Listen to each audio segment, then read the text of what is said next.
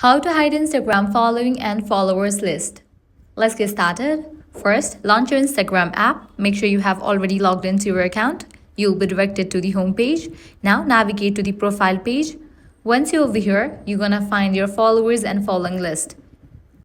As if right now there is no such option within Instagram to hide followers or following list. But there is a workaround.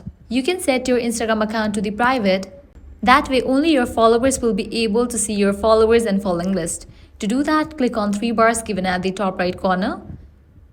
Now scroll down, navigate to the option account privacy, enable for the option private account. Now, only your followers will be able to get access to your followers, following list, likewise your posts and reels. So at the moment, this is the only way. If in the future Instagram comes up with the feature to hide following and followers list, I'm gonna definitely update you guys.